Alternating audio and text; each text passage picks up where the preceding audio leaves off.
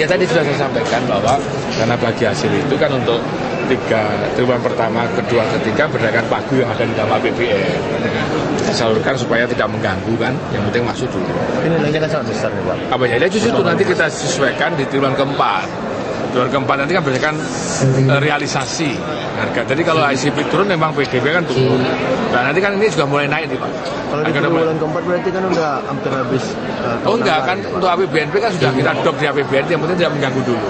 Nah harapannya, saya sudah sampaikan pada saat itu di dalam APBD untuk pemuda yang menggunakan dana bagi hasil minyak dan gas ini memang harus ada pengelolaan yang bagus. Jadi tidak harus dihabiskan di dalam anggaran itu. Jadi kita bagaimana manage lah. Karena nanti kita tahu bahwa itu dana bagi itu sudah realisasi kan. Beda dengan DAU. DAU kan tinggal 1/12 seperti itu. Jadi kita harus pas kita turun ya kita punya cadangan untuk seperti itu. Kalau pas naik ya jangan semua dihabiskan. Ini kan pengelolaan keuangan daerah, seperti kalau kita mendapat penghasilan dari kontrak itu kan ada kontrak pas bagus, ada kontrak yang kurang bagus. Jadi bagaimana mengelolanya dengan baik gitu. Jadi seperti itu. Kalau dari dan tadi kan juga kita ingin juga DAK.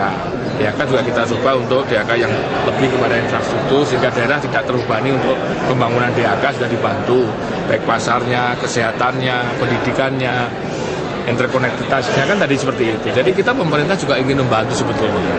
Nah, cuma tadi dan nanti di dalam yang baru mudah-mudahan disetujui dengan DPR mengenai pendaerahan untuk pajak atas pertambangan dan kehutanan.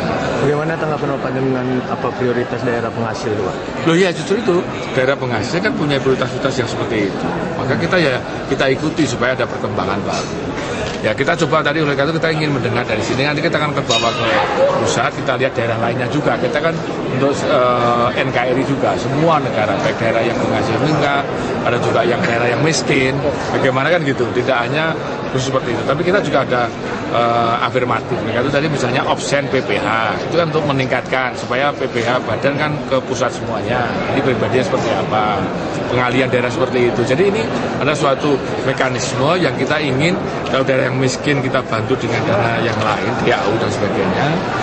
Di dana bagi hasilnya kalau udah tinggi, DAU-nya agak sedikit turun, tapi DAK-nya sesuai dengan mekanisme yang ada. Jadi kita coba untuk seperti itu. Itu salah satu jalannya, misalkan tadi Pak Presiden menginginkan tahun depan misalnya dimungkinkan fiskalnya mencukupi, ada tambahan 100M untuk kabupaten kota.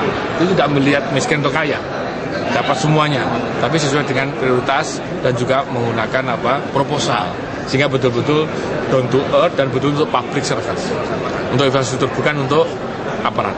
Gitu ya.